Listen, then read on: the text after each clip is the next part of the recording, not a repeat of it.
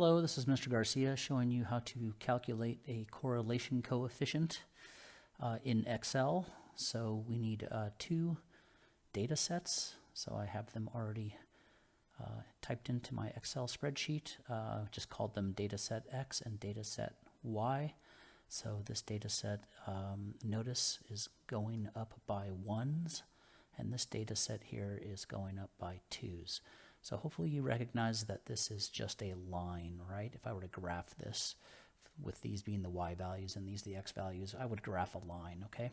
So the slope, you see the y values are changing by 2. So the slope of this is 2, right? Because the x values are just changing by 1, right? So the change in y here is 2 units. The change in x is 1 unit. So 2 over 1 is a slope of 2. And this is my y-intercept, right? When x is 0, my y value is 6. That's my y-intercept. So we can already see that this is a line. These points describe a line, and that line has the equation y equals 2x plus 6. 2 is the slope, 6 is the y-intercept. So can you guess what the correlation coefficient is going to be for these two data sets? All right, well, let's calculate it and see if you got it right. Okay, so the way you calculate this is that we are going to use a function that's built into Excel that calculates this for us. All we have to do is tell it what the data points are. All right, so the function is called Corel, I believe. All right, but if you don't remember, you can always use the function finder in Excel. So notice here I'm on insert, so I'm going to go back to home, and over here is where you find all the functions in Excel. So I'm going to click on the drop down menu, and here's some popular ones, but I'm going to go down here to more functions. All right, and so I already did this, so it's the first one that comes up, but pretend that this wasn't there. And if I typed a brief description of this,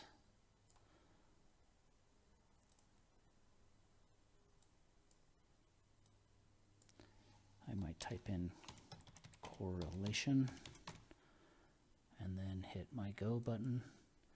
Okay, and it would come up with all of these, right? So this is the one I want, correlation. And so I simply hit OK. And it's really simple. I just need to put in array 1 and array 2, and it's super easy. I just click and drag.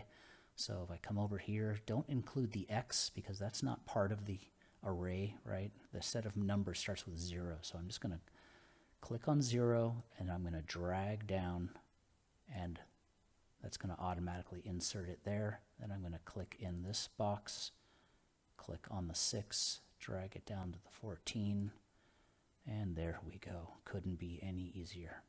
Okay, so you might want to just double check over here that you put in all the correct values, and then if I hit OK, it is going to calculate that for me. All right, and it just sort of chose a box, a cell to put the value in, and we got a value of 1. All right, so I hope this is what you guessed. Since this is a perfect line, these data points make a perfect line. All right, the association for them is 100%, right? It's perfect association. All right, so it's just the strongest linear association you can have, right? The points are exactly on a line. So we're not surprised that it's a 1, right? And why is it a positive 1? Because we already said the slope was positive 2, right? So this line, if we were to graph this, which would be sloping upward, wouldn't it? So that's why this is positive 1 and not negative 1. All right, so we could do a quick little experiment here. What if I changed this 10 into something different? All right, suppose I made that, I don't know, how about 25? Now all of these points do not lie on a line, right? Most of them do, but 225 do not lie on the same line that all these other 4 points do. So what if we calculated the coefficient, correlation coefficient now? All right, so I'm going to go back to the cell right here. Oh, and look at that. All I had to do was click it, and it calculated it again. Okay, so it changed, didn't it? Right? It went way down. All right, so that 1 point not being on the line really threw off the correlation coefficient.